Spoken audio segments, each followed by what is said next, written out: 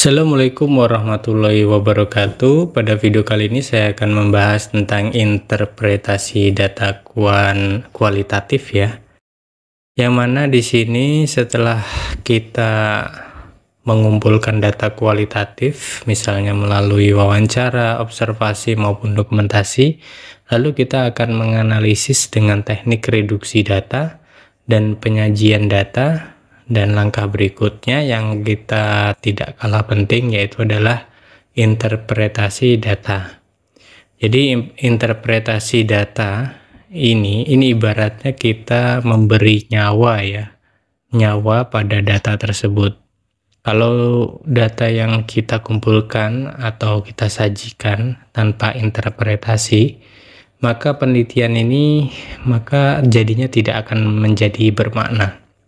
Jadi data yang mentah ini sebenarnya harus ditafsirkan. Untuk apa? Untuk menemukan makna yang lebih dalam atau menjawab pertanyaan penelitian dan bahkan bisa mengkaitkan teori-teori yang ada.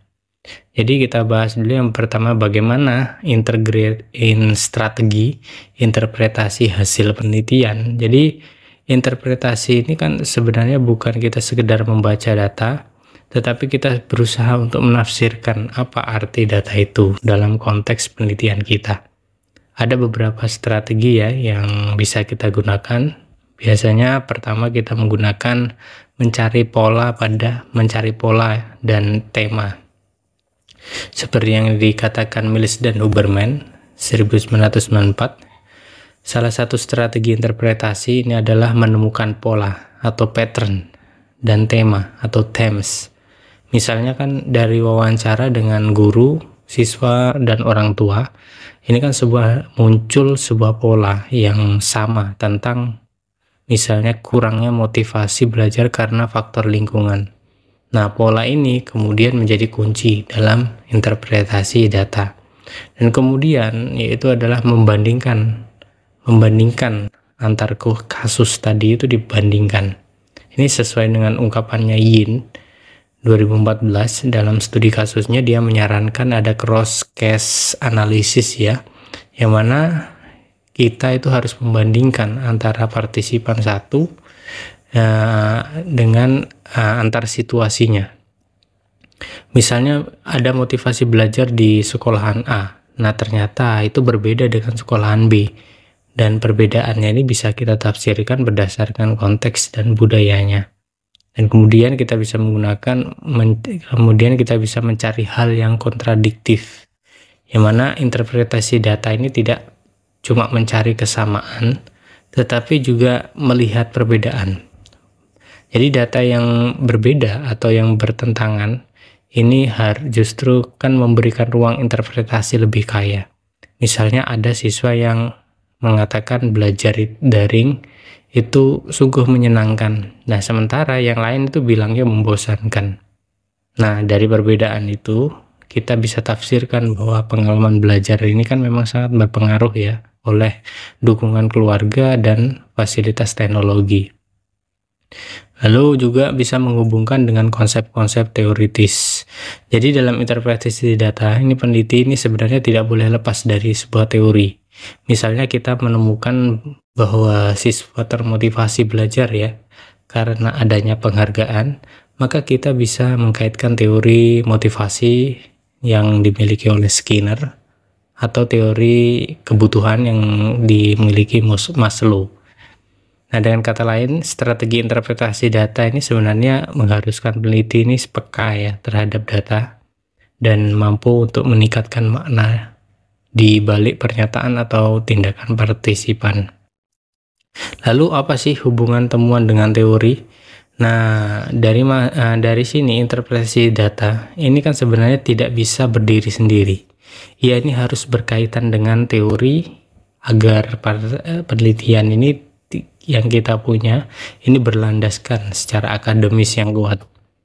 Maka ada beberapa sebenarnya cara untuk menghubungkan temuan dengan teori. Pertama, kita bisa menggunakan konfirmasi teori, yang mana memang kadang hasil penelitian kita itu kan cuma menguatkan teori yang sudah ada. Misalnya teori Vygotsky tentang zona perkembangan proksimal. Nah, ternyata memang sesuai dengan temuan kita bahwa siswa belajar lebih efektif dengan bimbingan teman sebaya. Terus juga bisa memodifikasi teori, yang mana ada kalanya hasil penelitian kita ini tidak sepenuhnya sesuai dengan teori. Misalnya teori Maslow itu menekankan kebutuhan fisiologi sebagai dasar motivasi. Tetapi dalam konteks masyarakat tertentu, kita menemukan bahwa kebutuhan spiritual itu lebih dominan.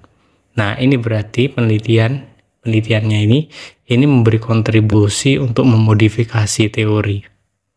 Dan juga bisa juga membangun teori baru. Ini salah satu ciri khas penelitian kualitatif ya, adalah memungkinkan lahirnya sebuah teori baru atau grounded teori. Sesuai dengan ungkapan Stauros dan Corbin, dia menekankan bahwa teori itu bisa muncul dari data lapangan yang sangat kaya. Misalnya kita menemukan pola interaksi unik misalnya antara guru dan siswa di sekolah pesantren, yang memang di situ belum dijelaskan oleh teori pendidikan yang dimiliki oleh barat sana. Nah, dari situ muncullah sebuah teori atau konsep baru. Nah, jadi hubungan antara temuan dan teori itu bersifat dinamis. Jadi bisa memperkuat, bisa memperkritisi, bisa memodifikasi, atau bisa bahkan melahirkan teori baru. Lalu bagaimana kita bahas selanjutnya ini untuk konteks sosial dan makna peneliti. Jadi interpretasi data kualitatif itu tidak bisa dilepaskan dari konteks sosial mestinya, dari tempat penelitian yang dilakukan. Yang mana maksudnya? Yang pertama itu data ini harus kontekstual, yang mana sesuai dengan menurutnya Creswell, penelitian kualitatif itu sebenarnya berusaha untuk memahami fenomena dalam setting alamiah. Yang artinya jawaban partisipan ini tidak bisa dipisahkan dari latar sosial, budaya, ekonomi, dan bahkan politik tempat mereka berada. Misalnya kalau kita meneliti pendidikan di desa misalnya, maknanya tentu berbeda dengan pendidikan yang ada di kota. Lalu juga makna bersifat subjektif. Nah, dalam paradigma konstruktivis, makna ini kan sebenarnya tidak tunggal, secara dibangun melalui interaksi sosial. Jadi interpretasi yang kita lakukan ini sebagai peneliti ini harus mempertimbangkan bagaimana partisipannya bisa membangun makna mereka sendiri. Misalnya bagi seorang petani, sekolah ini sebenarnya dianggap penting, bukan hanya untuk pengetahuan tetapi juga untuk menaikkan status sosial anaknya. Lalu dalam konteks sosial ini kan memberi nilai praktis. Maka hasil interpretasi ini artinya ini bukan hanya untuk kepentingan akademik, tetapi juga sebagai bisa menjadi sangat bermanfaat secara sosial. Misalnya penelitian tentang misalnya pengalaman pasien di rumah sakit, ini kan bisa membantu pihak manajemen memperbaiki layanan. Nah, di yang lain, nah di sini kan adalah letak makna sosial penelitian kualitatif, maka bisa memberikan manfaat nyata bagi masyarakat. Kemudian etika dalam interpretasi. Nah, kita juga perlu hati-hati agar interpretasi ini tidak bias atau menyinggung partisipan. Jadi interpretasi ini harus disampaikan dengan sangat penuh tanggung jawab, juga menjaga rahasia dan menghargai perspektif orang yang kita teliti. Seperti contoh, misalnya ada penelitian tentang pengalaman mahasiswa belajar daring. Nah, dari data wawancara, kita akan menemukan tema-tema seperti ini. Mahasiswa merasa lebih fleksibel dalam belajar. Terus juga menemukan ada kesulitan karena jaringan internet tidak stabil. Terus ada juga mengatakan bahwa ada rasa kesepian karena kurang interaksi langsung. Nah, bagaimana interpretasi kita? Jadi kita bisa mengatakan bahwa fleksibilitas mendukung motivasi belajar. Jadi tetapi akses teknologi ini menjadi kendala utama. Nah, hal ini bisa dikatakan sebagai teori self-determination Denshi dan Ryan tentang kebutuhan otonomi dalam belajar. Kemudian rasa kesepian bisa ditafsirkan sebagai kebutuhan sosial yang tidak terpenuhi sesuai dengan teorinya Maslow. Nah, jika kita hubungkan misalnya dengan konteks sosial, maka penelitian ini menunjukkan adanya kesenjangan digital di masyarakat. Nah, di mana mahasiswa dari daerah tertentu ini lebih dirugikan. Jadi interpretasi ini bukan sekedar menjelaskan apa adanya, tetapi memberi sebuah pemahaman yang lebih mendalam, mengkaitkan dengan teori sekaligus menyadari konteks sosialnya. Jadi intinya mahasiswa sekalian, ketika kita membahas interpretasi data kualitatif, ini sebenarnya adalah tahap penting ya yang menjadikan penelitian kita ini menjadi bermakna. Nah, maka strategi interpretasi itu sebenarnya membantu kita menemukan suatu pola, terus membandingkan data, dan juga melihat yang kontradiktif. Terus menghubungkan temuan dengan teori ini sebenarnya menjadikan penelitian kita ini punya bobot ilmiah. Apakah itu mengkonfirmasi atau memodifikasi atau melahirkan teori baru.